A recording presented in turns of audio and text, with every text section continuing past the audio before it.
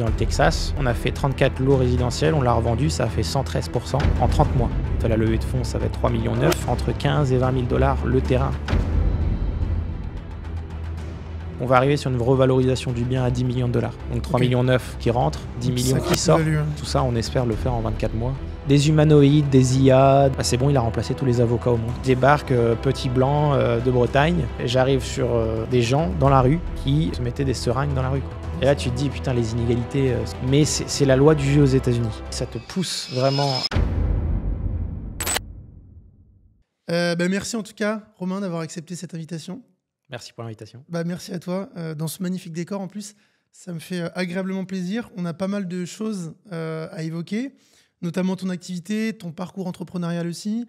Donc, on va rentrer directement dans le vif du sujet. Si tu me le permets, j'aimerais bien te présenter pour celles et ceux qui nous écoutent. Donc aujourd'hui, Romain, tu as 27 ans, tu vis aux États-Unis depuis 4 ans, donc à Miami plus précisément, puisque tu es entre autres cofondateur de Landquire. Donc on va y revenir durant tout cet échange. Mais c'est une entreprise spécialisée dans l'investissement foncier aux États-Unis, c'est-à-dire que vous identifiez les terrains, vous optimisez leur potentiel afin de les revendre et justement de réaliser des plus-values. Alors déjà, je me permets de vous féliciter, ton associé et toi, pour ce que vous avez mis en place, parce que c'est quand même vraiment... ça a une belle croissance et puis c'est quand même...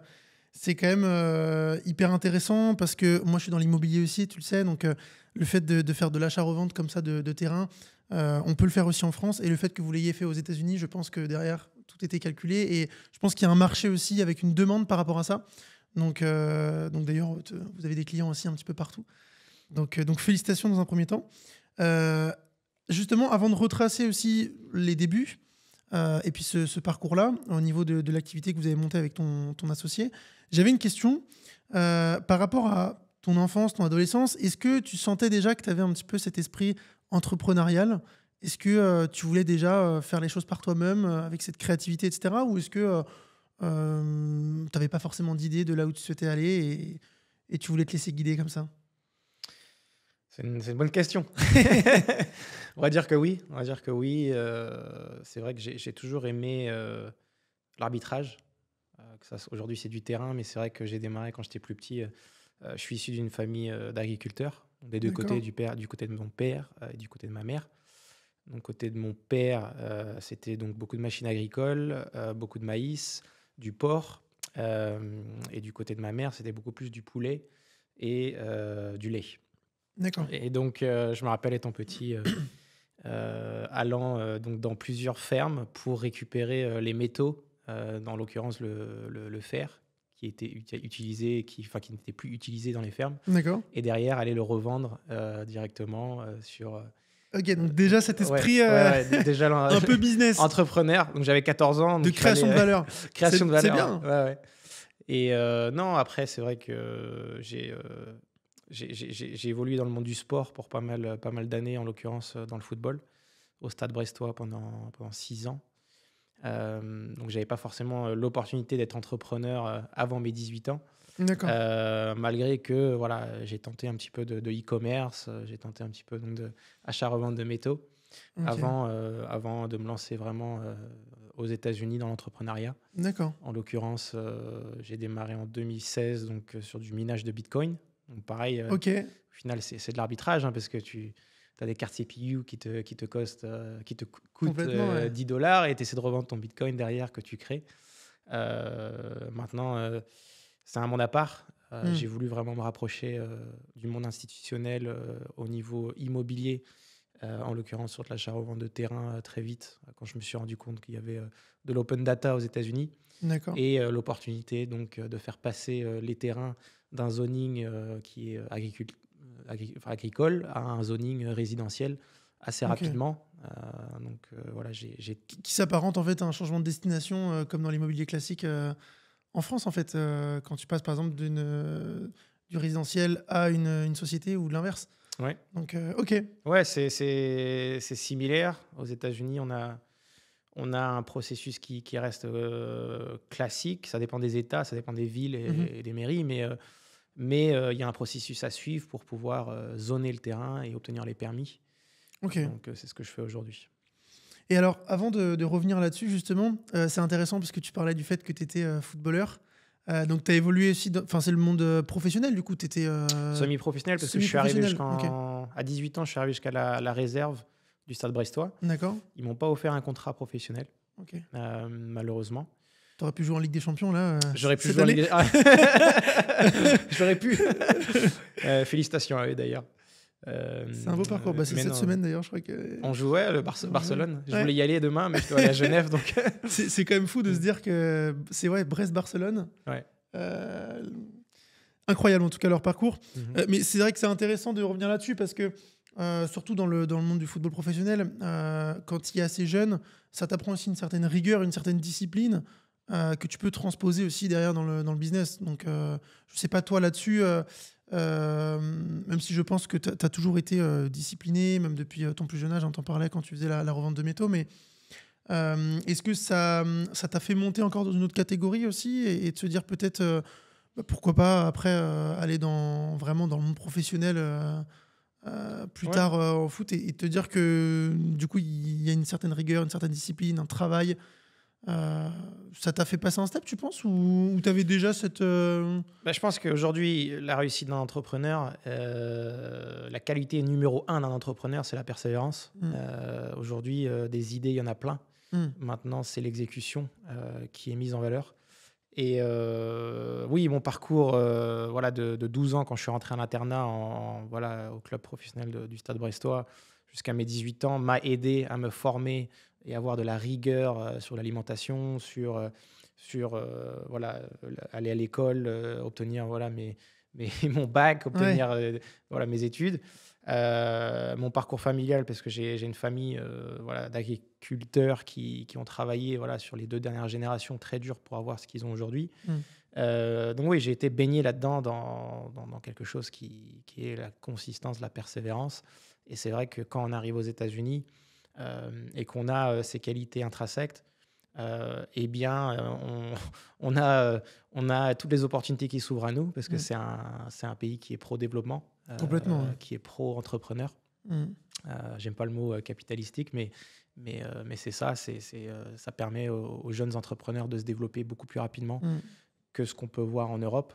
Des valorisations de société qui montent à des vitesses ahurissantes. Et puis c'est très ancré là-bas aussi, au niveau Très de ancré, leur état d'esprit, au niveau des valeurs qu'ils véhiculent aussi par rapport à la réussite, mais aussi à l'échec. Ouais. C'est vrai qu'en France, hein, on le sait, aujourd'hui, une personne qui échoue, c'est pas bien, faut pas en parler, etc. Alors que là-bas, limite, c'est un passage obligé en fait.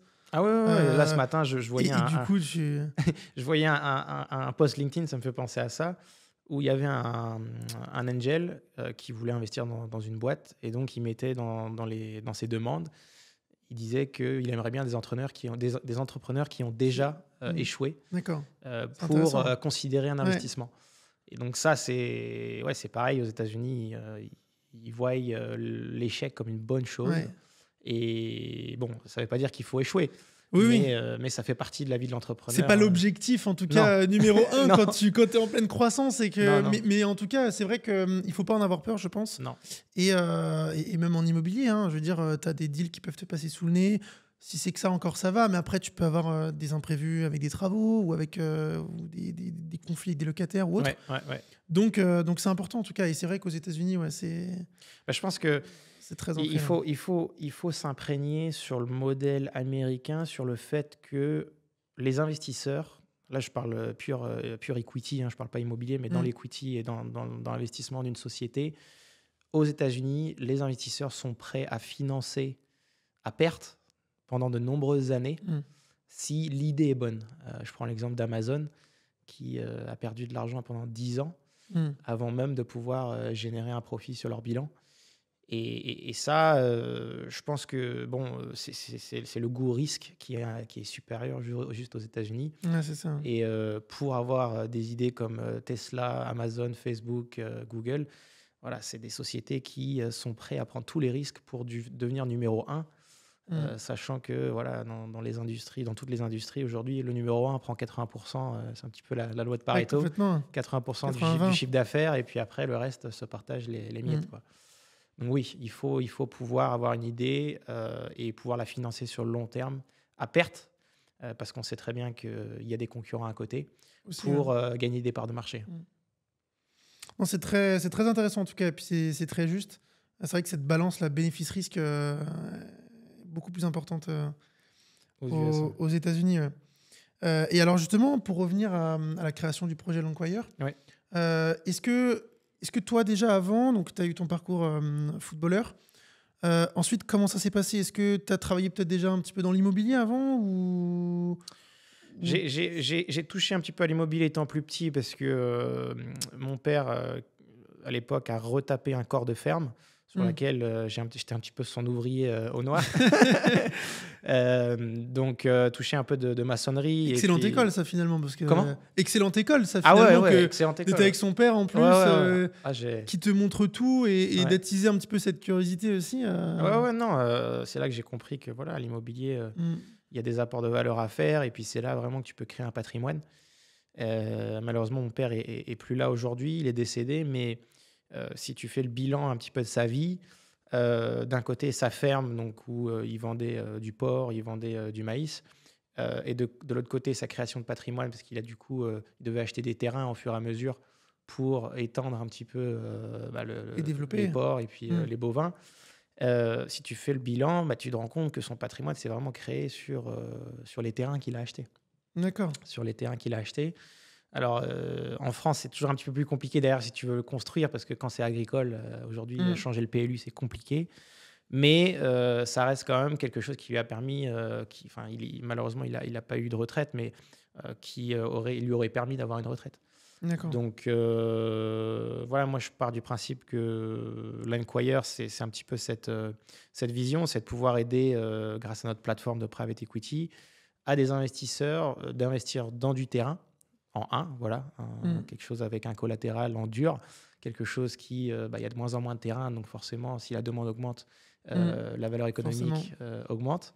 Et derrière, on a ce processus légal au niveau des permis qu'on fait aux États-Unis, qui sont très intéressants, surtout dans des États comme la Floride ou le Texas, où on peut avoir les permis en moins de 12 mois, c'est-à-dire diviser, voilà, faire une division du D'accord. terrain en plusieurs terrains. Ça peut être une minor subdivision, donc une petite subdivision, où là, c'est une division de sous 4 terrains. Ça Ok. se fait en moins de 3 mois. Après, quand c'est des terrains un peu plus grands, il y a plus d'étapes à suivre. Ouais, forcément. En l'occurrence, nous, on fait entre 500 et 1000 terrains par découpe. Là, ça va prendre 12 mois, c'est une quarantaine d'étapes. Mhm. Mais au bout de 12 mois, tu peux revaloriser ton bien et faire x3, x4 sur la valeur intrinsèque du foncier pour revendre derrière à un constructeur ou construire si on Ah, décide de c'est construire. incroyable. Mais c'est justement la question que j'allais te poser, justement, comment se faisait cette création de valeur à partir du moment où tu achètes le terrain? Est-ce que c'est la simple division parcellaire? Est-ce que vous y apportez un bâti, par exemple, vous commencez une structure ou non? C'est de la simple division parcellaire ou peut-être à la demande du client aussi? Aujourd'hui, l'Enquire, c'est une société de private equity club deal, donc où on essaie d'aligner tous les planètes pour trouver le terrain Hmm. qui a le plus de potentiel. Donc, c'est regarder les accès, regarder la topographie, Mhm. faire une étude environnementale, obtenir une décote. Parce Hmm. qu'aujourd'hui, on fait du marketing de masse grâce à l'open data. Aux États-Unis, il y a la possibilité d'envoyer une lettre ou un SMS à des centaines de milliers de propriétaires pour derrière faire Ouais, remonter dans un CRM et bien dénicher la perle rare. D'accord. C'est vrai qu'en Europe ou en France, la RGPD, je pense que nous autoriserait pas à le faire. Aux États-Unis, Aucun c'est fait problème. par Ouais. tout le monde. Ok.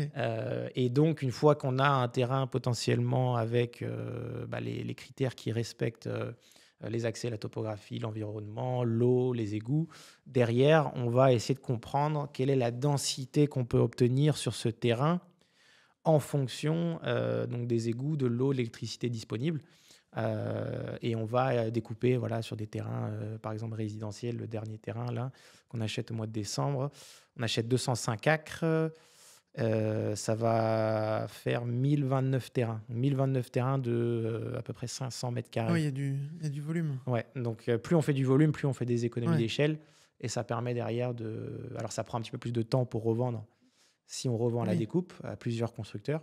Mais si on trouve un constructeur qui prend la totalité du Ouais. bien, on lui donne un discount, une décote, et Ouais. ça permet de liquider le bien et de Assez repartir rapidement, sur ouais. d'autres investissements. Et puis j'imagine que ça doit te faire économiser beaucoup de temps aussi si tu as par exemple un Exact. constructeur qui arrive et qui prend tout d'un coup. Ah ouais. Ça t'évite d'être dans d'autres process parce que si tu as plusieurs acheteurs en même temps, ça peut être compliqué de devoir Ouais. tout gérer. Donc, C'est temps et argent. ouais. Toujours pareil. Non, c'est hyper intéressant en tout cas. Mais alors justement, par exemple, là tu parlais de 1000 et quelques terrains. Est-ce que vous faites une découpe sur papier. sur le même emplacement en fait? Oui. Ok. Ouais. Donc on va faire. Donc ça veut dire que tu prends un truc, tu prends une surface qui est énorme du coup. Bah là, sur ce terrain, en l'occurrence, qui va être acheté à la fin de l'année, donc on a déjà un prix conceptuel, donc c'est un design en fait qu'on fait Ouais. avec les routes, avec les lots, avec les zones inondables, parce qu'il y a un petit peu de zones inondables sur lesquelles on ne peut pas construire. Mais c'est vrai que là-dessus, on sait que le voisin, lui, il arrive à avoir des lots déjà entre 4500 et 6000 square feet. Donc nous, on se base sur la même densité. Ok. Et à partir du moment où on peut étendre l'arrivée des égouts, c'est ça le plus important, les égouts et D'accord. l'eau publique, à ce moment-là, on sait qu'on va pouvoir obtenir cette densité plus ou moins à 5% près. D'accord. Ok. Et derrière, c'est un processus qui va prendre 12 mois avec des avocats sur place, Ouais. plus mes équipes, où dans 12 mois, donc là, en l'occurrence, on fait la levée de fonds, ça va être 3,9 millions, la levée de fonds. Et on va pouvoir faire 1000 terrains qui vont valoir entre 15 et 20 000 dollars le terrain papier. Là, c'est des lots D'accord. papier, moins l'extension de l'égout. Donc, on va arriver sur une revalorisation du bien à 10 millions de dollars. Donc, 3,9 Ok. millions qui rentrent, 10 Donc, millions sacrée qui sortent. plus-value, hein. Et tout ça, on espère le faire en 24 mois. C'est vraiment nos horizons d'investissement. Si on peut D'accord. sortir en 24 mois, c'est exactement ce qu'on cherche Ok. pour repartir sur d'autres biens derrière. Ouais, j'imagine que c'est un process qui prend quand même pas mal de temps. Ouais, alors Et- au début en 2021, 2022, je faisais entre 20 et 30 terrains dans des résidences, enfin c'était dans des lotissements résidentiels, mais on faisait plein de terrains un peu éparpillés à droite à gauche. Ouais. Donc ça prenait énormément de temps. Ouais, j'imagine qu'en termes de. Ouais. Très, très compliqué. Aujourd'hui, 2024, on a acheté 5 terrains. Ok. 5 terrains, mais c'est des grands terrains. Ouais. Mais c'est le même temps que tu Ah non, passes. c'est pour ça que je te posais la question. Ouais. Et en fait, c'est comme c'est un même lot, en fait, comme t'achetais un immeuble que tu découpais. Exact. Ok. Sauf Après, qu'on tu n'a pas revends de à la construction. découpe. Ouais, voilà. Ouais, on essaie Donc, d'éviter les risques de construction, en tout cas sur nos club deals, parce que du coup, c'est juste un processus légal où on va devant le constructeur en lui disant voilà, le terrain, il est shovel ready. Donc, c'est une expression en anglais pour dire que Ça y est, la pelle est prête. Ok. Et là-dessus, le constructeur, lui, en fait, il peut obtenir son prêt à la construction seulement que quand les permis sont faits. Donc, c'est pour ça qu'il y a un marché de niche entre acheter des terrains agricoles, faire les permis et les revendre des lots papier. D'accord. Donc ça, c'est pas dans tous les pays. Tu vois, si tu regardes en Arabie Saoudite, par exemple, je discutais avec un investisseur saoudien la semaine dernière, il me disait non, mais Ils n'ont pas la possibilité. non, les permis sont là-bas, c'est rapide. Ouais. Et il n'y a pas ce marché de niche, en fait. Aux Ok. États-Unis, il y a ce marché de niche parce qu'il y a ce processus légal et il n'y a pas beaucoup de gens qui veulent le faire ou qui savent le faire. Même les constructeurs D'accord. locaux ne savent pas forcément le faire. Et c'est pour ça justement qu'ils le font pas parce que Mais de toute manière, c'est pas leur business. Oui. Eux, ils font leur argent sur la construction et non sur le. c'est encore l'étape d'après. quoi. C'est Donc, l'étape d'après. ok. Exactement, dans la supply chain, quoi. D'accord, ok. Voilà.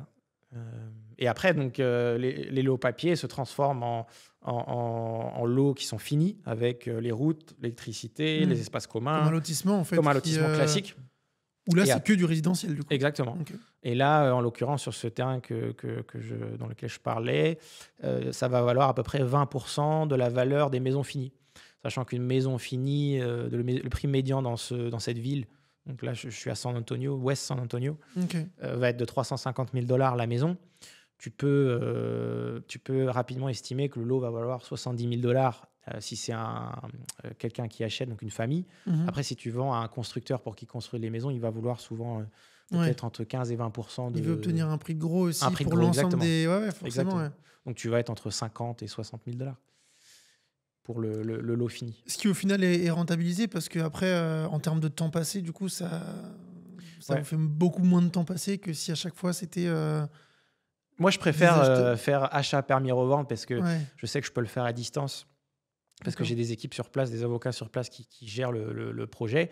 On fait une réunion hebdomadaire Ok. où on a toute une liste en fait d'étapes à valider avec un timing sur les 9 prochains mois.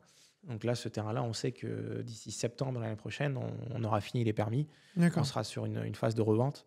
Et là, Sachant c'est que... la phase de commercialisation après qui. Ouais, alors j'ai déjà deux constructeurs Ok. intéressés là-dessus, sur ce terrain-là, deux constructeurs qui veulent faire une offre. Ils attendent ce qu'on appelle les OPC, donc les Opinion Price Construction. C'est tout simplement savoir à 1% près combien va coûter la construction. Hmm. Comme ça, ils peuvent vraiment me dire à $500 près à combien ils peuvent me racheter mes lots. Et là, ils rachèteraient, par exemple, les constructeurs intéressés, ils rachèteraient l'ensemble des terrains sur J'en ai cette un, opération de ouais. 1000. Ok. J'en ai un qui rachèterait la totalité sur 24 mois. Ok. Et j'en ai un autre, c'est un plus petit constructeur. Lui, il serait plutôt entre 50 et 100 lots tous les 6 mois. D'accord. Ok. Donc ça va, voilà, c'est une négociation après qui avance Ouais. dans le temps. Nous, le but, c'est de liquider le bien le plus rapidement possible, Ouais, au meilleur forcément. prix, pour que le ROI de nos investisseurs, alors c'est pas forcément le ROI, mais c'est le TRI du coup, Hmm. pour maximiser le TRI de nos investisseurs. D'accord. C'est franchement, c'est Mhm. vraiment intéressant et ça donne envie d'ailleurs d'acheter des Ouais, terrains. ouais. Je sais que vous avez des clients partout. Enfin, je sais que tu en as en France, tu en as aux États-Unis aussi. Alors, nos clients, c'est quoi? C'est des investisseurs. Parce qu'il y a le client donc, à qui on achète le terrain, il y a le client qui rachète le terrain oui. quand on le revend. Effectivement, je parle des Ouais. investisseurs. Mais c'est vrai qu'on est une plateforme aujourd'hui où on lève de l'equity. Donc on fait rentrer des associés dans les sociétés qui achètent les terrains. D'accord. Ces sociétés sont créées à l'avance en Floride. Et derrière, on vend 100% des parts à des associés qui viennent se joindre au projet pour créer une plus-value à la revente. Donc nous, on s'occupe, on est payé pour notre travail comme un avocat Hmm. serait payé pour faire des contrats. Nous, c'est pareil sur les permis, donc c'est inclus dans la levée de fonds. Et derrière, le client, donc l'investisseur, récupère son argent. Voilà, c'est des preferred shares, donc Ok. des actions préférentielles. Donc une fois que À la fin de l'investisseur l'opération. a récupéré son Mm. argent, après on partage les profits. Ça dépend un petit peu, chaque deal on est structuré différemment. Sur ce deal-là, l'investisseur prend 12% de pref, donc de coupons. Donc si on D'accord. vend en 2 ans par exemple, ils prennent les 24 premiers pourcents, plus après 60% de la marge au-dessus des 24%. D'accord. Donc Ok. ça leur permet de garantir un taux intéressant comparé à ce qu'ils peuvent trouver en Europe. Donc ça reste de l'equity, hein, c'est pas de la dette. Mais Ok. derrière, ils ont quand même l'upside qui est super intéressant. Si on revend bien au prix estimé, Mm. ils vont arriver assez facilement entre 20 et 25% de TRI sur une revente qui va varier du coup entre 12 et 36 mois. Parce Ouais. que, Ça dépend aussi ouais, de. schématiquement, on peut revendre dans un an. Mais si le marché, voilà, il y a toujours des risques qu'il faut expliquer aux investisseurs, comme Parce que si le marché se retourne, exactement. là par exemple en France, bon, il y a des prix qui se stabilisent et qui commencent à baisser. Mhm. Donc oui, forcément, quand tu es sur une opération longue, Il faut faire, il faut bien expliquer les risques et la corrélation risque-rendement. Nous, on est vraiment sur une type de clientèle d'investisseurs qui ont l'habitude sur de l'investissement à l'étranger, ok. qui sont multibancarisés, qui ont Ils sont plusieurs déjà devises. avisés. Donc, ce travail d'éducation pour les amener aux États-Unis leur paraît pas une folie. Ils comprennent que voilà, c'est possible d'investir dans d'autres pays, en l'occurrence aux États-Unis. C'est un investisseur déjà qualifié en fait. Qualifié, Ils sont déjà- ouais, on va dire accredited investor en anglais. Et derrière, lui, souvent, il veut sortir aussi de la zone euro sur une partie de son patrimoine, Ouais. ce qui lui permet d'avoir du collatéral qui est quand même assez sécurisé, c'est du terrain, et, Oui. et cette prise d'appréciation, parce que du coup, Mm. on force l'appréciation du bien. Moi, je trouve ça assez fou, en fait, sur le foncier, de pouvoir doubler, tripler la valeur du foncier. Ouais, complètement. Alors, c'est possible, toi, dans les rénovations, ça, on le fait très bien, mais les investisseurs crypto, je leur dis, tu ne peux pas forcer l'appréciation du Bitcoin Ouais. demain. Il va falloir que tu attendes que le marché augmente. Alors là, c'est bien, Ouais, du coup, va si tu falloir attendre investis. qu'il y a un nouveau président. Ouais. Alors ça, c'est autre chose. Ouais. Mais ouais, non, oui, je vois totalement ce que tu veux dire. Et effectivement, sur de la rénovation, par exemple, là, effectivement, tu peux aller chercher des grosses valorisations parce que sur de la rénovation, tu peux vraiment apporter une touche, soit personnelle en fonction de la demande, etc., ou découper un bien, etc. Mais c'est vrai que sur un terrain, on pourrait se dire, bon, bah, c'est pour ça que je te posais la question, si C'est la même chose. vous faisiez une structure ou si vous faisiez juste de la division, effectivement, juste en faisant de la division parcellaire, en fait, Mhm. bah, tu peux vraiment multiplier la valeur au mètre carré. En fait, c'est ce que j'expliquais avec la colocation tout à l'heure. Ouais. Donc forcément, la valorisation après derrière est beaucoup plus importante. Ouais, Ouais. c'est exactement la même chose. Et tu revends la découpe en fait. Ouais, Donc, on revend à la découpe, exactement. On achète un prix par acre et on revend à un prix par lot. Donc, à partir de ce moment-là, ça te permet forcément, de... c'est plus élevé en termes de prix au mètre carré. Exactement. Aujourd'hui, là, sur les terrains qu'on fait dans la zone Texas, on va être sur un lot, 6 lots par acre, en moyenne. D'accord. Donc, si j'achète un acre, le prix par acre dans le Texas, sur cette zone, ça va être entre 10 et 15 000 $ le prix par acre. Ok. Je sais qu'une fois que j'ai fait les permis, que j'ai 6 lots par acre, chaque lot va me valoir à peu près 15 000 $ par lot. Oui, c'est ça. Donc tu fais x6 de manière brute. Hein. Parce que derrière, il faut compter les permis, il faut compter les assurances, les taxes, ce genre de choses. Mais de manière brute, ouais, tu vas faire x5, x6 sur le prix foncier. Après, quand tu inclus tous les frais, tu vas plutôt être entre x2 et x3. Tout dépend après de l'opportunité. Mais c'est hyper intéressant en tout cas. Et ça revient aussi à ce que j'explique souvent, parce que moi, je me suis spécialisé dans la colocation. Et c'est ce que j'explique souvent aux gens, le fait de multiplier la valeur au mètre carré. C'est-à-dire qu'au final, pour exactement la même surface, tu prends un T5 de 4 chambres, bah, tu vas pas du tout avoir le même rendement si tu mets un locataire seul, ou une famille par exemple, plutôt que 4 colocataires qui vont te louer chaque chambre, forcément, avec un loyer moins élevé que s'ils étaient tout seuls, mais multiplié par le nombre de chambres. Ouais. Donc forcément, tu viens augmenter en gardant la même surface, en fait. Exactement. Et sans forcément apporter de la rénovation, parce que on peut rénover le bien pour le mettre en location, mais là, je parle vraiment sur le nombre de personnes au mètre carré. Donc oui, quand tu dis... tu forces l'appréciation du bien en augmentant les loyers sur le prix par mètre carré. Et je pense que notre génération, c'est la meilleure chose à faire parce que ça te permet de créer un patrimoine. Ah, complètement. Ça te permet de montrer aux banques que tu es capable d'apporter de la valeur sur le marché immobilier. Et voilà, c'est une connaissance qu'une fois que tu l'as fait une fois, 2 fois, 3 fois, alors toi, en l'occurrence, sur la colocation, moi plutôt sur le foncier, tu essaies du coup de te spécialiser et d'arriver, peut-être, je l'espère, un jour en tant qu'expert foncier, en tant qu'expert de la colocation. C'est l'objectif. Hein. Ouais, exactement. On est tous en phase de progression et c'est la meilleure chose. Hein. Marché de niche, je pense qu'il faut spécialiser dans les marchés de niche. Et être généraliste aujourd'hui, ça paye pas grand-chose, en tout cas dans le monde du business. Mais quand tu trouves ton marché de niche et que tu comprends ton avantage que tu as sur les autres, je pense que c'est quelque chose qu'il faut valoriser et ça te permet de justifier tes prix au niveau du client final ou au niveau de tes investisseurs ou au niveau de ta valorisation de boîte. La valeur que tu apportes aussi à tes investisseurs, à tes clients, exactement. Etc. Donc, Et justement, par rapport à ça, en termes de concurrence, parce que j'imagine que quand vous êtes arrivé sur ce marché, il y avait déjà des concurrents peut-être qui étaient établis ou il y avait très peu de... Oui, il y avait déjà des constructeurs qui commençaient peut-être déjà à faire ça eux-mêmes ou... Alors, le marché immobilier, c'est vaste en termes de surface, parce que tu as plus d'une 50aine d'États aux États-Unis. Chaque État a ses propres régulations. Nous, on se spécialise...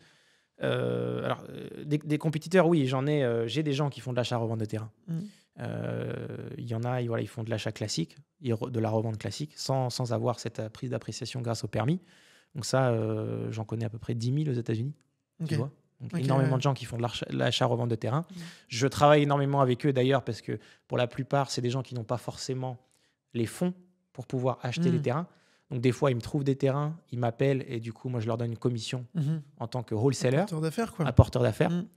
Donc ça, oui, il y a des compétiteurs. Il y a aussi des compétiteurs sur, par exemple, la revalorisation de fermes, D'accord.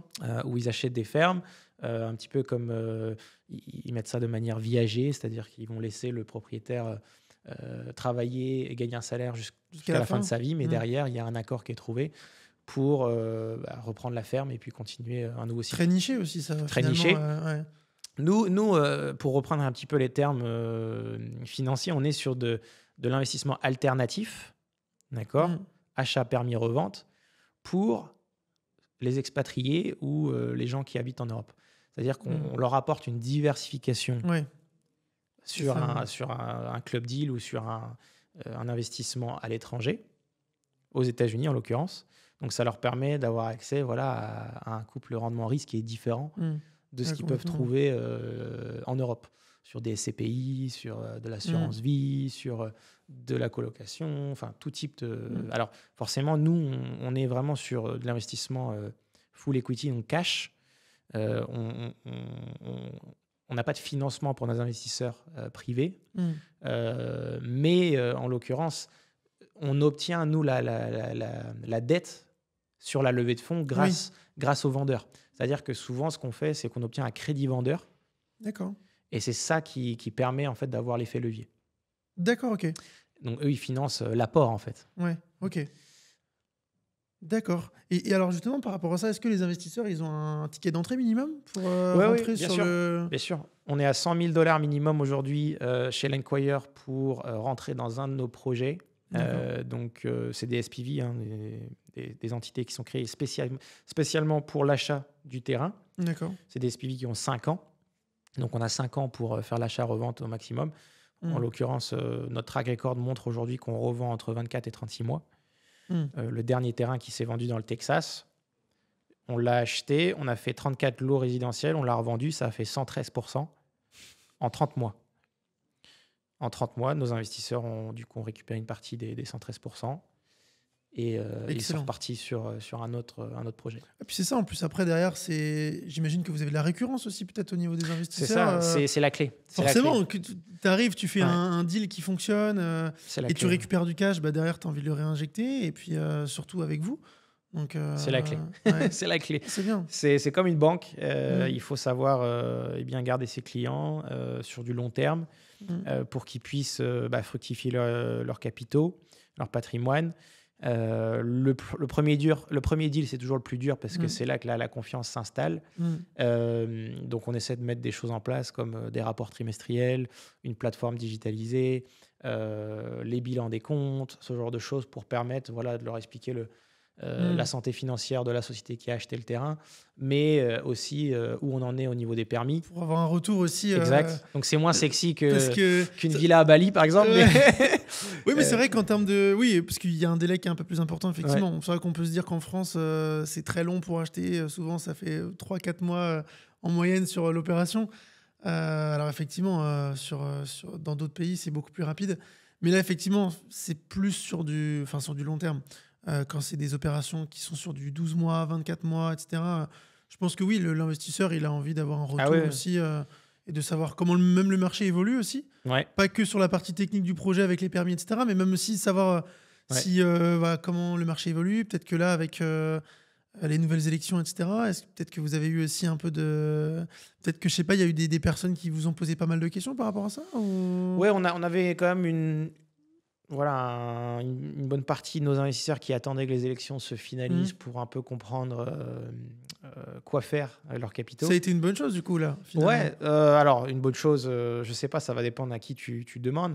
Là, on revoit quand même les marchés financiers qui sont à la hausse, le marché des cryptos qui est à la hausse, le dollar qui est à la hausse, les taux qui redescendent un petit peu, donc ça, c'est plutôt bien. Maintenant, que ça soit Trump ou Kamala Harris, de toute manière, la crise des logements aux États-Unis, elle est présente. Il y a plus, s'il faut rattraper le retard. Et pas que depuis hier en plus. Non, c'est quelque chose qui dure depuis longtemps. Il y a de moins en moins de gens qui peuvent accéder aujourd'hui à une résidence principale. Aujourd'hui, plus de 40% des gens dépensent plus de 30% de leur salaire dans le logement. D'accord? Ce qui est énorme. Donc, nous, de notre côté, on apporte une solution sur le marché qui permet de créer de nouveaux logements, de nouveaux terrains qui se transforment en logements. Et malgré voilà, l'augmentation des prix de construction, on voit quand même des opportunités, en l'occurrence sur les États de la Sunbelt, comme la Floride, la Géorgie, le Texas, l'Arizona, où on a des politiques qui sont quand même intéressantes au niveau du développement des villes, d'accord? Donc beaucoup d'investissements dans les infrastructures pour les nouvelles sociétés, par exemple comme Tesla à Austin, qui créent des milliers de jobs. Ces villes-là doivent s'adapter à l'augmentation des populations, doivent s'adapter à ce que veut le client final, d'accord, en termes d'espace, en termes de la qualité des maisons, en termes des espaces communs, en termes du trafic, et toujours pouvoir être à proximité des centres-villes. Donc les opportunités, malgré la situation géopolitique qui est instable ou qui peut paraître instable de l'extérieur, les opportunités restent pour les gens qui savent les saisir. Et après, c'est essayer d'aligner les planètes au niveau de la revalorisation du coût du foncier pour permettre aux constructeurs de faire une marge derrière. Parce que nous, il faut qu'on puisse offrir un terrain qui est clé en main, mais derrière que le constructeur puisse faire sa marge sur sa maison. Donc, il faut que tout le monde puisse gagner. Surtout sur des projets aussi grands, aussi conséquents que... Exactement. Bah, nous, on se positionne là en ce moment sur le triangle du Texas, c'est-à-dire Austin, San Antonio, Houston. Dallas, j'oublie Dallas. Donc ça fait un triangle vraiment sur la map. C'est là vraiment que tu vois une grosse appréciation du prix par acre depuis les 20 dernières années. En moyenne, 8% annuel. Sans parler de faire les permis. Je te parle juste acheter un terrain. Constante augmentation sur du land banking, ils appellent ça. Donc, tu achètes un terrain, tu attends 20 ans. Sur les 20 dernières années, tu as à peu près 8% annuel d'augmentation ou d'inflation, je ne sais pas. Mais nous, on n'est pas sur de la spéculation. On va rester vraiment sur forcer l'appréciation du bien. Comme tu fais sur la colocation, tu ne vas pas regarder forcément si Macron sera là dans quelques années. Oui, dans tous les cas. Tu dois avancer, tu dois saisir les opportunités pour aller créer de la renta. Et c'est intéressant ce que tu dis parce que, effectivement, moi je vois beaucoup de gens aussi, que ce soit sur les réseaux, même des gens que je rencontre, qui veulent attendre avant d'investir dans l'immobilier. Qui veulent attendre finalement que toutes les planètes soient alignées en fait. Que les prix baissent, que les taux baissent, que les banques demandent moins d'apports. Et en fait, au bout d'un moment, c'est impossible que tout soit vraiment parfaitement aligné. Non, c'est pas possible. Et donc, il faut se lancer. Non. Il faut se lancer, il faut y aller. Et dans tous les cas, il y aura toujours des... parce que là, les gens ne font peut-être pas forcément d'historique sur ce qui s'est passé avant. Là, on parle des taux. Il y en a qui disent 3,5%, c'est hyper élevé. Mais moi, je sais que l'époque de nos parents, c'était beaucoup plus élevé. Donc, et même toi, comme tu dis, vous êtes à 7. Donc, aujourd'hui, aux États-Unis, ça coûte... C'est 37% plus cher d'acheter que de louer pour le même bien. Donc, une génération comme la nôtre, surtout aux États-Unis, où ils sortent de l'école, ils ont 150 000 $ de student loan, donc d'emprunt pour les études. Oui, ça c'est... on est une génération qui veut bouger, donc on n'est pas forcément attaché à une résidence principale.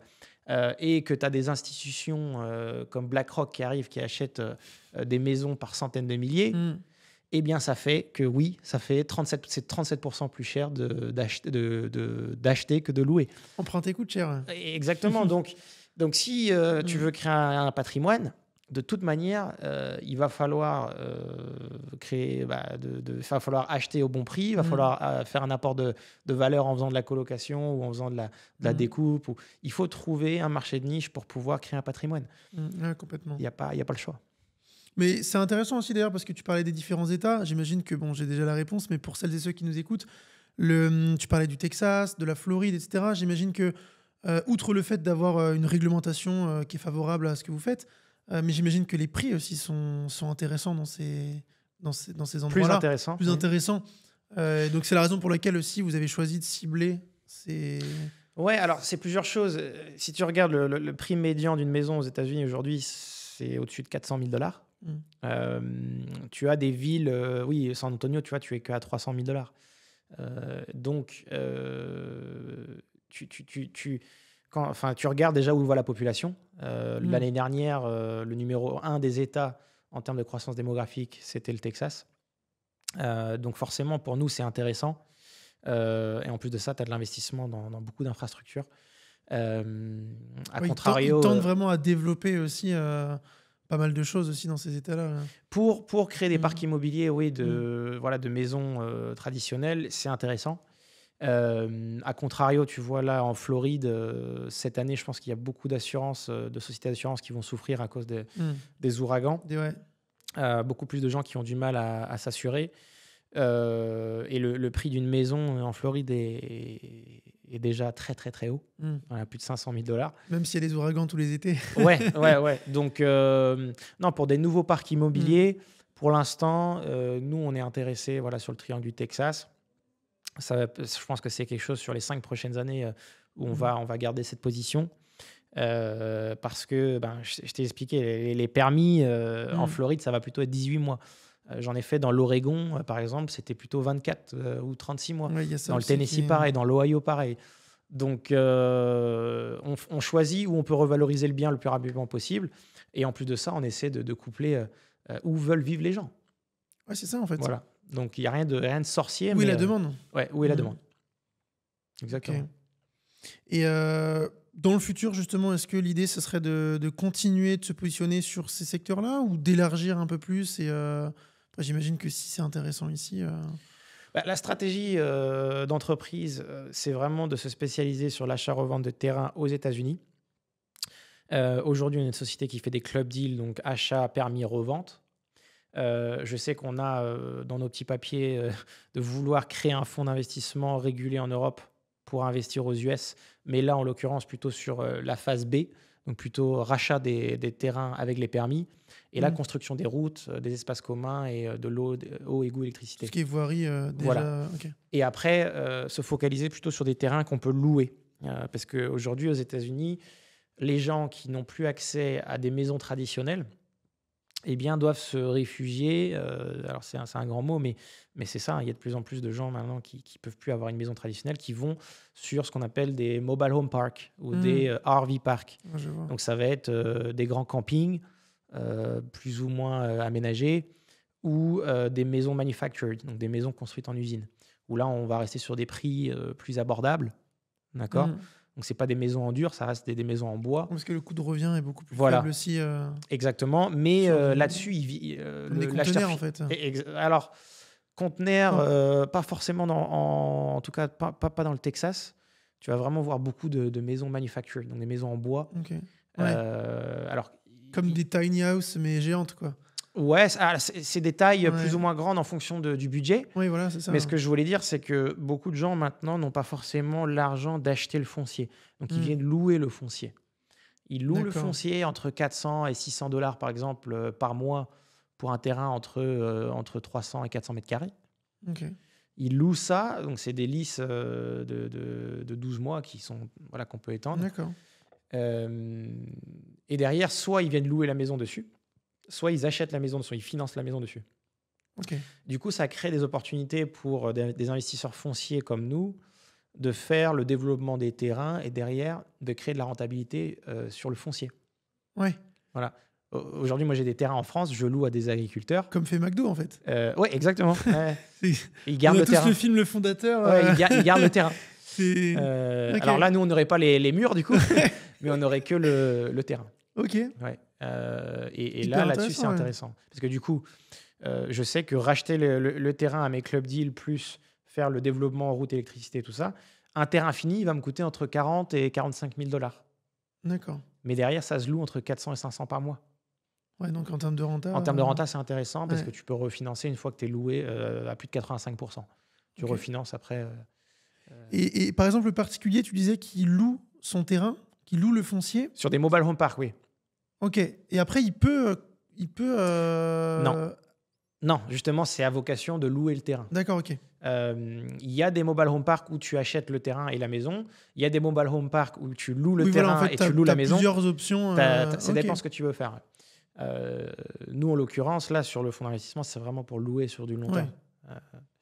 Et là, c'est vraiment ce qu'on appelle du affordable housing, donc des maisons entrée de gamme pour les Ouais. gens qui vont générer. Qui ont peu de moyens et qui peuvent pas se peu de permettre moyens. de... Encore, ça va, hein, parce que ça va être des ménages qui vont faire entre peut-être 40 et 80 000 à l'année.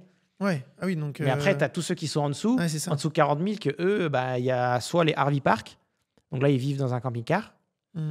ou tu deviens SDF. Enfin, je sais pas si Ah, tu as puis été à là-bas, San Francisco. Non. On était à New York là récemment, mais, À New York, il y a de mais plus en New plus York de... aussi, ouais, Il y a plus de 600 000 Ouais. SDF aux États-Unis. Ouais, c'est vrai que c'est... Ouais. Je pense que voilà, c'est quelque chose C'est qu'il vrai va que ça falloir m'avait, adresser. ça m'avait... Ça choque. Hein. Choqué, en fait, il y en a de plus en plus. Donc, en fait, c'est triste à dire, mais Ouais. tu te familiarises, en fait, avec... et surtout, sur la côte ouest, Ouais. je sais qu'il y a certains endroits où ça devient C'est compliqué. très compliqué. Ouais. La vie est très très chère. Ouais. Il n'y a pas de sécu. Je crois qu'à Los les- Angeles, ça devient invivable Ouais, c'est pour certains compliqué. résidents. C'est compliqué. Ils doivent vivre dans des... Enfin, il y a pas mal d'émissions. Puis la population vit en plus avec... Enfin, je sais que il y a tout un endroit, je crois que c'est à Los Angeles, sauf erreur, Mhm. où il y a... Je crois que ça a un nom, on l'appelle où il y a tous les cracks ou je sais pas quoi. Ouais, c'est les bidonvilles. Ouais. C'est vraiment des Mais c'est vraiment une bidonvilles. zone spécifique où il y a beaucoup de gens qui se droguent, etc. Et c'est... La drogue, c'est un autre sujet. Oui. C'est un fléau. Oui, C'est un fléau parce que c'est quelque chose ouais, tu le vois dans la rue. Mm. Moi, quand je suis arrivé aux États-Unis en 2016, j'ai eu une bourse académique et sportive dans une ville qui s'appelle Manchester, dans le New Hampshire. Et à D'accord. l'époque, je ne savais pas, mais c'était la capitale de l'héroïne. Ok. Donc, premier jour, j'arrive là-bas, Tu l'as su direct, je pense. je débarque petit blanc de Bretagne. J'arrive sur des gens dans la rue qui se mettaient des seringues dans la rue, quoi. Mm. Alors qu'il faisait -3, -4 à l'extérieur, quoi. Et là, tu te dis... Et puis tu peux avoir des enfants qui passent, Ouais, etc. ouais. Enfin, Et là, tu te dis, putain, les inégalités sont quand même assez fortes. Mais c'est la loi du jeu aux États-Unis. Mm. Malheureusement, tu dois apprendre à vivre avec ça. Et ça te pousse vraiment à être entrepreneur ou vraiment à te Et à dépasser. t'émanciper de... Ah, tu veux pas être Ouais. là-dedans. Tu Mm. veux pas être Ouais, là-dedans. complètement. Surtout quand tu es un immigrant ou que tu viens d'immigrer aux États-Unis, que c'est compliqué d'avoir des visas, c'est compliqué au niveau du langage, de ton accent, ton crédit score, parce qu'il faut avoir un crédit score aux États-Unis. C'est pas comme en France où tu fais un dossier bancaire. Ouais, je m'étais renseigné Là-bas, là-dessus, justement. t'as un crédit score. Donc la première année, t'as pas le choix, en fait. C'est compliqué. C'est Et en compliqué. fait, plus tu avances, en fait, et plus tu montres à la banque et ton crédit score, en fait, augmente, en fait. Et ton crédit score, il se crée dans le temps. Ouais. Donc, tu peux pas, en fait, arriver et dire à la banque, avec ton beau sourire, regardez mon dossier. Non, il faut que tu aies un crédit score voilà, sur un FHA loan. FHA, donc First Homeowner. C'est donc tout ce qui est primo-accédant. D'accord. Si je dis pas de bêtises, je crois qu'il va falloir être à 680 sur ton crédit score. Donc, tu donnes ton crédit score, tu donnes tes bulletins, tu vas devoir montrer que tu n'as pas eu de bankruptcy, que tu manages bien tes finances. Mais le crédit score reste vraiment... Ouais. C'est un peu le Graal. Le Graal, ouais. Surtout quand tu arrives, en fait. Ouais. Parce qu'après, si tu y es depuis plusieurs années, effectivement, ton crédit score devient meilleur. Ouais.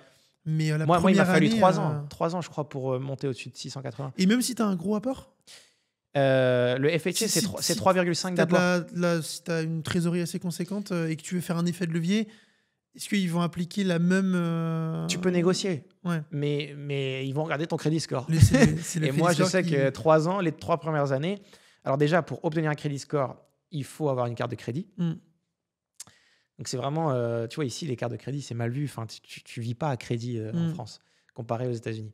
Mais là-bas, en fait, il faut tout payer avec tes cartes de crédit et les rembourser tous les mois. Et ça te Du permet coup, d'augmenter ton ça crédit augmente score. ton crédit score. Mais si ton crédit score n'a pas 2, 3, 4, 5 ans d'expérience, du coup, il y a des limitations. C'est compliqué d'augmenter, en fait.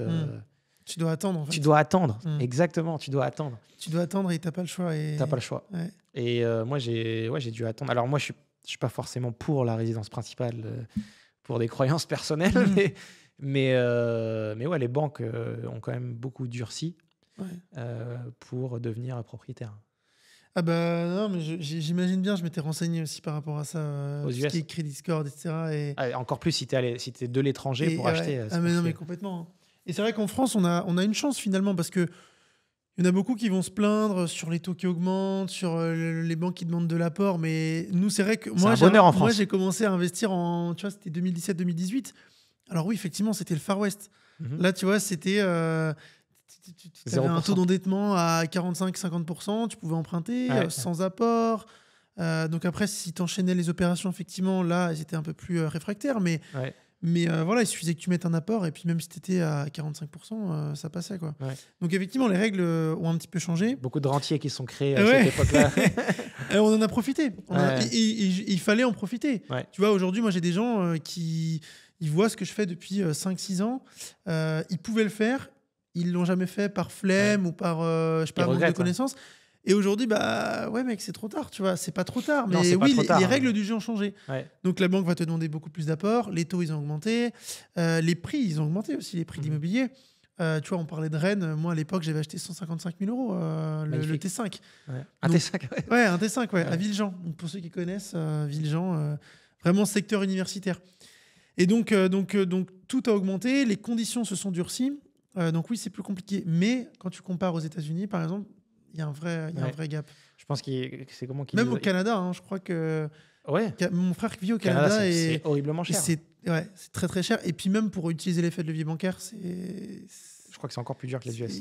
ils vont pas te dire bon ok sans apport, bon juste les frais de notaire, quoi. Non. C'est vraiment plus compliqué. Non, mais je pense qu'il faut partir d'une mentalité entrepreneur en se disant de toute manière, je sais qu'au niveau du financement, c'est compliqué en ce moment, mais à partir du moment où je trouve la bonne opportunité, souvent, derrière le financement, tu trouves une solution. Ouais. Comme on dit aux États-Unis, you date the rate, but you marry the real estate. C'est-à-dire que tu sors au cinéma avec le rate, le taux, mais tu maries le bien. Ouais, C'est-à-dire que te focus pas trop sur les taux, focus-toi plutôt, trouve la bonne opportunité. complètement. Et derrière, la banque, ils sont pas plus bêtes que les autres. Si tu leur apportes un bon bien sur lequel ils peuvent avoir un bon loan, Oui, puis surtout que, comme tu dis, il y en a trop qui se focus aussi sur des choses qui sont pas vraiment essentielles, parce que le taux, finalement, même si là, il est plus élevé qu'il y a quelques années, mais tu peux le renégocier dans quelques années. Refinancement, exactement. C'est également une charge déductible en fonction du régime fiscal que tu choisis. En France, bah, tu vas pouvoir le déduire de tes revenus locatifs. Donc, ça ne te coûte pas réellement ce que ça te coûte. Non. Donc, finalement, non, c'est pas du tout une métrique. Alors, effectivement, c'est important, il faut le connaître, mais c'est pas là où vraiment il faut que tu mettes ton focus. Donc, effectivement, le focus, ça va être sur le prix du bien, sur le mode d'exploitation, sur les travaux, sur le financement, mais sur la demande de financement. Et moi, c'est ce que j'aime bien dire, c'est plus qu'une simple demande de financement, en fait. C'est vraiment un partenariat à long terme qu'il faut chercher. Et oui, quand tu commences à arriver et dire avec tes gros souliers, par contre, le taux, tu peux le négocier, mais il faut vraiment aller chercher ce partenariat à long terme et plutôt négocier des choses qui vont être plus intéressantes, comme le différé, par exemple. Parce que le différé va te permettre de récupérer un apport que tu as dû mettre, par exemple.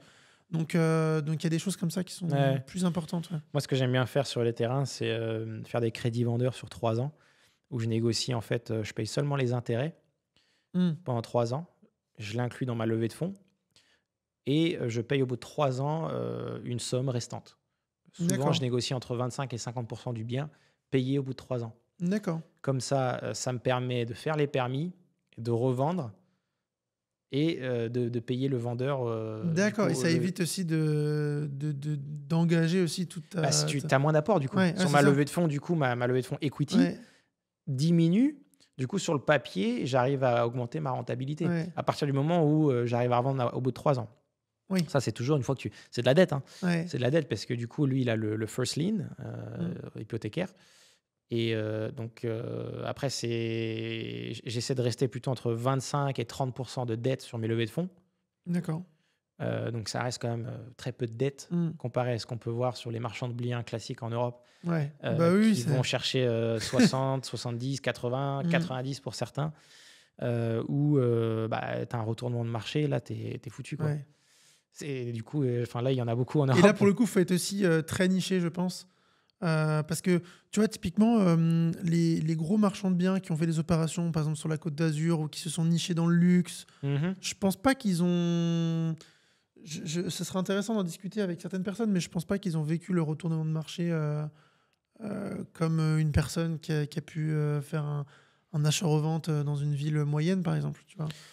Ouais, chaque opportunité. Avec des prix qui baissent, Ouais. avec moins de demandes, etc. Donc ça revient encore au fait de ce qu'on disait tout à l'heure, hein, d'être bien niché. Ouais. Mais effectivement, sur une opération de 12 ou 24 mois, si tu as beaucoup de travaux, si tu es sur un projet conséquent, oui, effectivement, si tu empruntes Ouais, la totalité... il y a du risque. Il y a ouais. du risque. Il faut savoir calculer son risque. On n'est pas à l'abri de ce qui peut se passer en géopolitique. On n'est pas à l'abri au niveau des taux. On n'est pas à l'abri au niveau des changements de règles des mairies ou des comtés, comme on dit. Mais en face de ça, à partir du moment où tu achètes bien et que tu as ton processus en place sur soit tes rénovations pour toi ou pour moi, pour les permis, je pense que tu sais que tu pourras ressortir à minima sur ce que tu as investi et au mieux, tu atteins la rentabilité que tu Ouais, espères. non, On va dire. complètement. Mais c'est très intéressant en tout cas. T'as des biens en France ou non? Quand mon père est décédé, il nous a laissé deux petits terrains qui sont loués à un agriculteur, mais il ne paye plus. D'accord. Donc, on a besoin de faire une... Alors, Ah, puis en France... en France, bah. mais j'ai même pas envie de mettre la tête dedans. Ouais, c'est très pour compliqué. l'instant, ça ne rentre pas, mais bon, je crois que c'est 2500 € à l'année. Enfin, c'est vraiment quelque chose... j'ai un frère et une sœur qu'on garderait vraiment de manière émotionnelle. Ouais, c'est plus ça aussi. Et non pour le business. Mais non, à part ça, j'ai rien en France. Je suis parti à 18 ans aux États-Unis, donc forcément, je me suis acclimaté, américanisé, on va dire. Du coup, tu as des biens aux US? Les biens, c'est que dans la société Linequire. D'accord. Okay. Pourquoi? Parce que j'ai pas forcément envie d'acheter des biens outre pour vraiment garder cette... j'ai envie vraiment que tous mes investisseurs puissent bénéficier des opportunités qu'on trouve. Si je commence à choisir des opportunités pour moi et donner les autres aux investisseurs, c'est pas loyal. Non, donc on a une équipe d'acquisition qui source les biens, on a une équipe qui lève les fonds et on a une équipe qui vend les biens. Et ce toi, après, triangle, tu t'intègres, moi je m'intègre un petit peu où on a besoin. En ce moment, je suis en Europe, donc je fais un petit peu le tour pour rencontrer nos investisseurs, m'assurer qu'ils ont un bon suivi, avoir des feedbacks. Pour les nouveaux investisseurs, faire ce travail d'éducation. Et puis après, ça c'est plutôt pour les investisseurs retail. Après, pour les investisseurs un petit peu plus institutionnels, là, on est sur de la structuration de véhicules en Europe pour pouvoir préparer l'avenir en 2025. Donc ça va être des petits family office ou après des institutionnels, des banques, ce genre de choses, ou des fonds de dette. Ok. Bon, excellent parcours en tout cas. Hein. Merci. Et je souhaite que ça prospère. Et puis peut-être que j'aurai l'occasion aussi peut-être de pouvoir investir avec toi. De venir aux US de venir aux US et puis d'investir avec toi. Et c'est vrai que c'est bien de diversifier aussi. Ouais. C'est bien de diversifier. Et puis moi, je connais l'immobilier en France aussi. Ouais. Moins aux États-Unis, mais c'est un concept similaire. Hein. Mais c'est ça. C'est différent au niveau du langage et des règles. Mais je veux dire, après, quand tu es déjà... familiarisé en fait avec même le marché en France.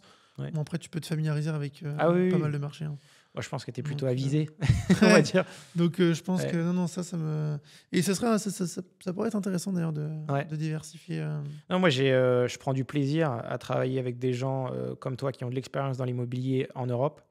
Pourquoi? Parce que tout de suite, la relation est différente parce qu'il n'y a pas forcément ce travail d'éducation à faire dès le départ, mais on rentre direct dans du pratico-pratique sur où est le bien, pourquoi tu vois une opportunité ici, et on est moins sur de l'explication sur pourquoi investir aux US. On est plutôt sur on sait pourquoi investir, on sait pourquoi investir aux US, on comprend la fiscalité.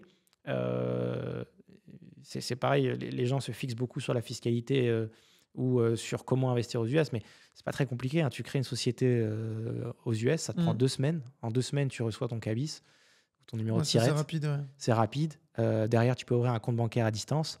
Derrière, on met à disposition un expert comptable qui parle français, qui te fait ta déclaration une fois par an. Et, Ok.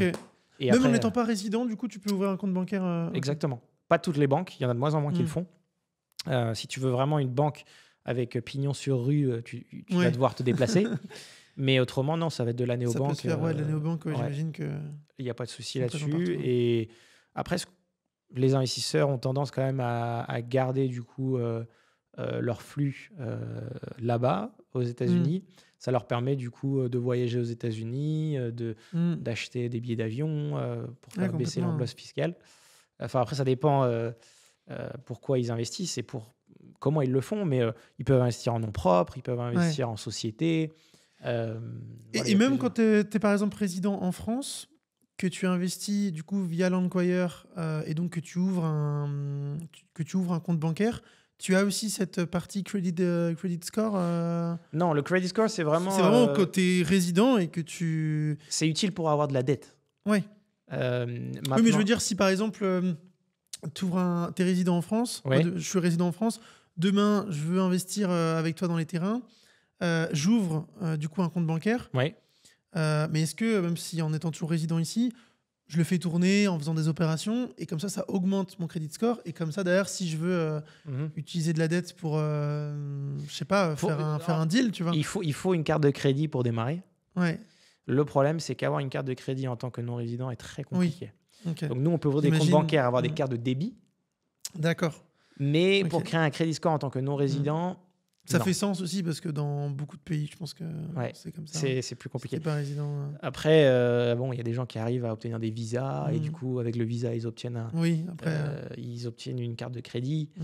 Mais non, nous, nos investisseurs, c'est plutôt des gens qui investissent en equity, qui veulent avoir des fonds placés à l'étranger pour plusieurs raisons. Et du coup, nous, on les aide à placer sur du foncier, tout simplement. Ok. Bon bah excellent en tout cas. J'avais une petite question que je vais poser, je pense à pas mal d'invités. Pour toi, argent et bonheur. Et je sais que c'est un grand débat, surtout en France. Je sais que c'est très tabou. Est-ce que l'argent fait le bonheur, etc. Qu'est-ce que tu penses de ça ? Je pense que ça soulage. Ça soulage. Maintenant. C'est avec des pincettes parce que moi, j'ai grandi dans une famille d'agriculteurs où on vivait plutôt bien, mais on n'a jamais vécu au-dessus de nos moyens. En tout cas, mes parents. En tout cas, c'est ce qui m'ont éduqué. Et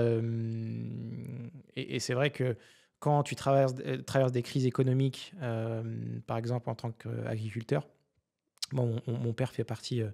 de la génération qui est passée par la crise laitière, qui a eu du mal au niveau de la crise porcine, ce genre de choses. Et c'est vrai que quand tu n'as pas les assises financières pour passer ce genre de crise, des fois, c'est mentalement, c'est très, très compliqué.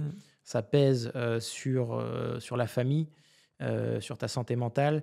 Et c'est pour ça que je pense que se mettre à l'abri rapidement une fois qu'on sort de l'école sur des flux financiers qui t'apaisent, parce qu'aujourd'hui moi je sais que des actifs créer un patrimoine, avoir une situation stable, un travail stable, si tu n'es pas entrepreneur mais que tu veux faire de l'argent, essayer de faire des études.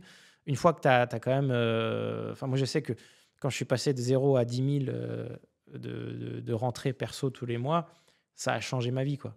Parce que du coup, il y a des choses auxquelles tu penses plus. Tu te stresses pas au niveau de tes besoins primaires.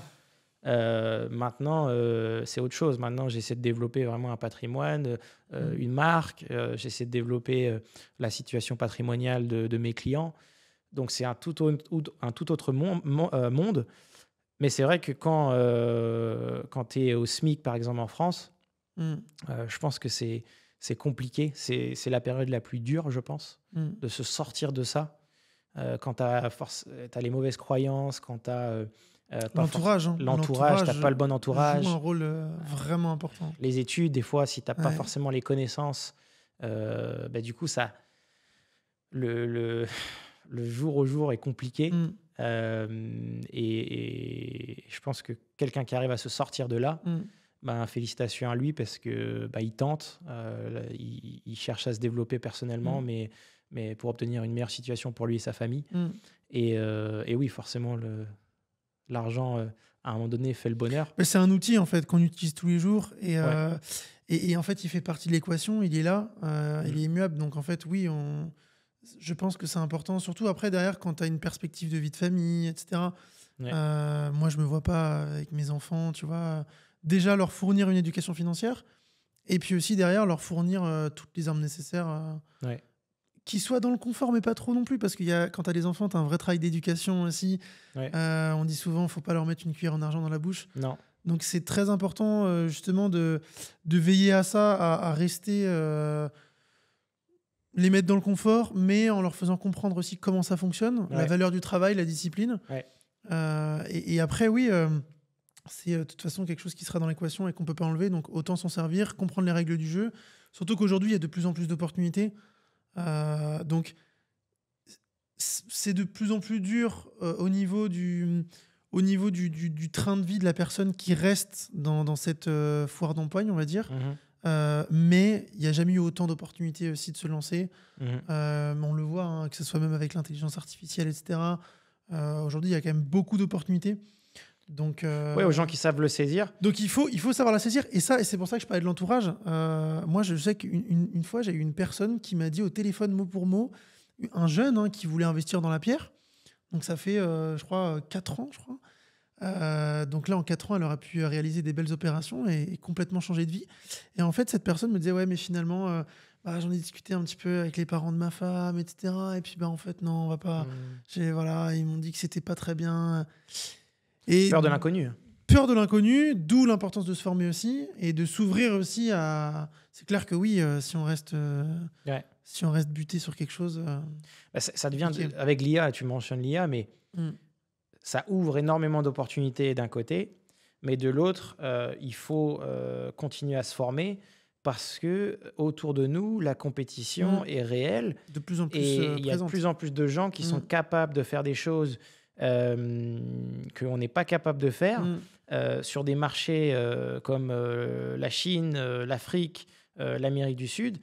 En l'occurrence, moi, je vis beaucoup en Amérique du Sud parce que ma compagne est bolivienne.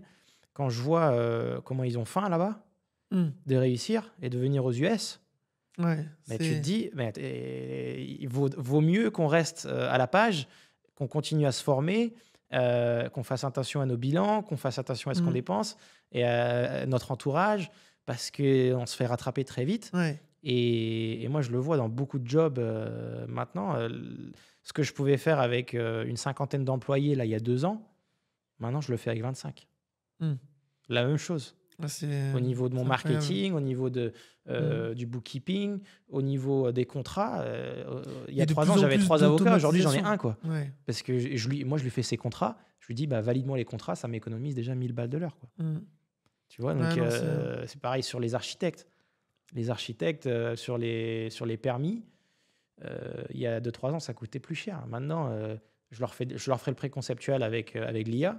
Ça me sort un truc parfait. Il m'aurait pris déjà 15 ou 20 000 balles pour me faire ça. Ah non, c'est incroyable. Hein. C'est vrai que ça permet d'avoir des outils d'automatisation aussi qui sont beaucoup plus puissants. Et forcément, derrière, si tu avais une personne que tu payais de l'heure pour faire les jobs sont remplacés.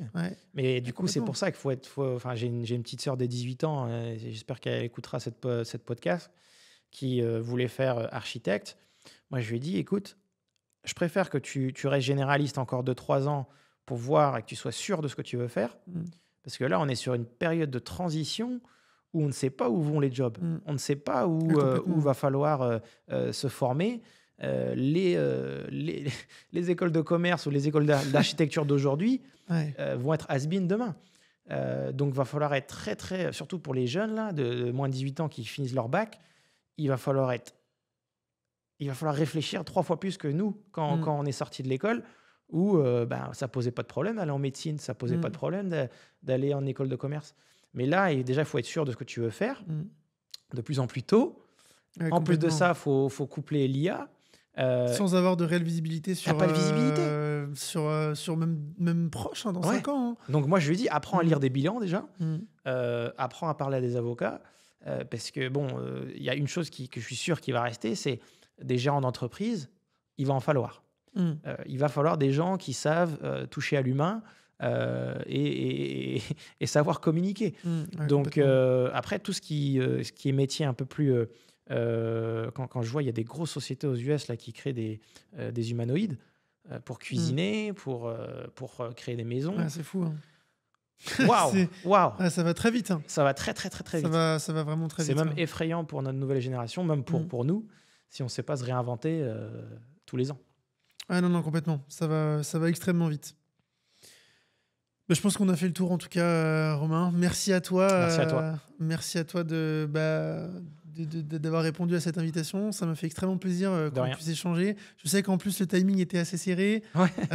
que là tu es sur Paris mais tu repars, Genève tu demain, repars dès demain. On était en Finlande hier. Donc, Il fait très froid d'ailleurs. ah ouais, en plus là je pense que maintenant oui, il doit faire super froid. Ouais. Là. D'ailleurs, j'étais à un événement là, toute la semaine dernière en Finlande, à Helsinki. Événement qui s'appelle Slush. Un des plus gros événements Tu m'en maintenant parlais, ouais. pour les fondateurs ou les jeunes fondateurs qui démarrent leur boîte. Donc c'est vraiment une rencontre entre les VC et les startups. Et ouais, ça m'a mis une claque Ah, tu m'étonnes. en voyant les sociétés et les idées et les financements sur cet événement.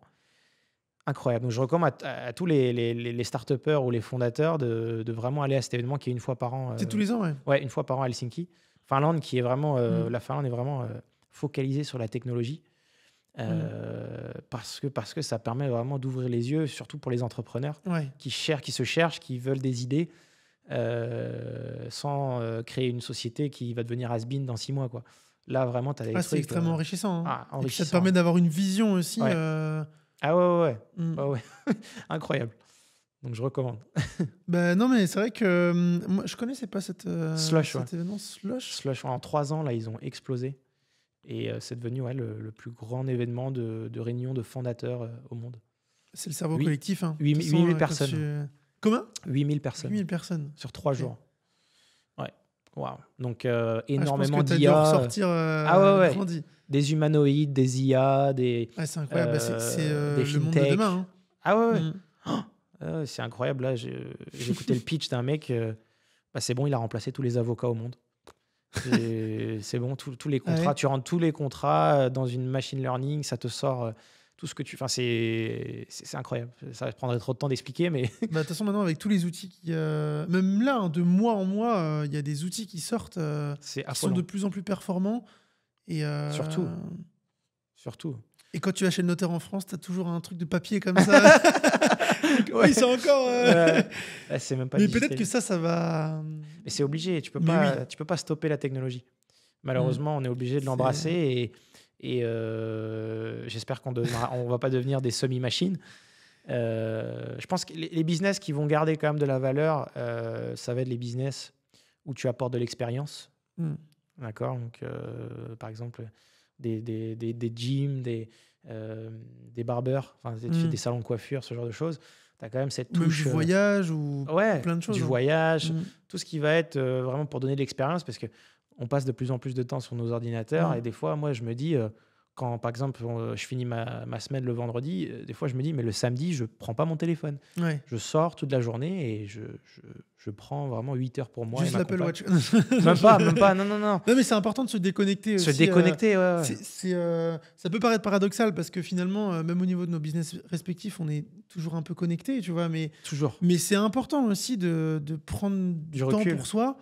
Santé mentale. Et tu vois, pendant longtemps, moi, j'ai pensé que quand tu vas chercher de la croissance, etc., il faut tout le temps Non. être focus, etc. Ouais. Et en fait, non, parce que tu te crames le cerveau et tu as besoin aussi de... Tu vois, moi, j'ai une vie de famille avec des enfants, etc. Ouais, et ouais.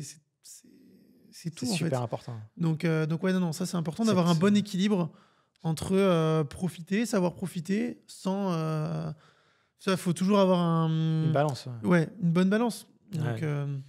Non, il faut Très important. faut suivre la technologie, mais Mm. savoir ne pas devenir dépendant. ouais. J'irai pas me mettre une chip dans le cerveau Ouais. à la Elon Musk. Mais je pense qu'on est une bonne génération aussi. J'étais en train de penser à ça la dernière fois. Je me faisais la réflexion parce que On a vu à la la transition. fois on est né, tu vois, à une époque. Moi, je suis de 95. Ouais, 97, tu vois. Donc tu vois, on est né à une époque où, je veux dire, moi, mon premier téléphone, je l'ai eu à 16 ans, tu vois. Et encore, c'était téléphone. Ouais, t'as vu le T'avais avant. pas les réseaux, quoi. Ouais. C'était vraiment téléphone pour appeler. T'avais Snake et puis c'est tout, quoi. MSN. Ouais, MSN. Mais je veux dire, mais du coup, tu pouvais pas être connecté avec Non. ça. En fait, ça avait rien à voir. MSN, t'avais l'impression d'être tout le temps dessus, mais bon, ça avait rien à voir avec maintenant. On a eu une enfance Et avec des enfants autour de nous, Mm, sans avoir une tablette. C'est tu ça. vois. Je pense que c'est magnifique. Enfin, Ah mais complètement. Et à la fois, bah, on est aussi en plein dedans, tu vois. Je veux dire, là, on n'est pas même l'IA, de ça, on peut paraître un peu dépassé, mais pas comme nos parents, tu sais, qui vont être là en mode, oh non, je comprends rien. On est quand même dedans, ouais, tu on vois, est dedans. Ouais. sans avoir baigné dedans. Mais Donc, c'est rien et comparé ça, à la c'est prochaine bien. génération. Eux, ils vont, Ah, ils eux, vont- par contre, ils sont baignés dedans. ils ouais. vont pouvoir faire des choses que nous, on Ouais. ne sera pas capable de faire. Complètement. Mais bon, on sera déjà en retraite. Ce sera place aux jeunes. Ouais. Bah, je te remercie en tout cas, Merci. Romain. Merci à toi. Merci, Geoff. On a eu un bel échange en tout cas. On a pu traiter pas mal de sujets. Prochain Et puis, podcast aux US. Vas-y. Merci. Et puis en tout cas, bah, c'est un plaisir d'avoir que tu aies pu aussi un petit peu parler de tout ce que vous faites aux US. Ouais. Enquire, tout ça, on mettra les liens, je pense, en Merci, dessous de la c'est vidéo. Les gens pourront découvrir aussi un petit peu ton univers et ce que tu fais. gentil. Ouais, merci, c'est gentil. Merci à toi. Merci. Ciao.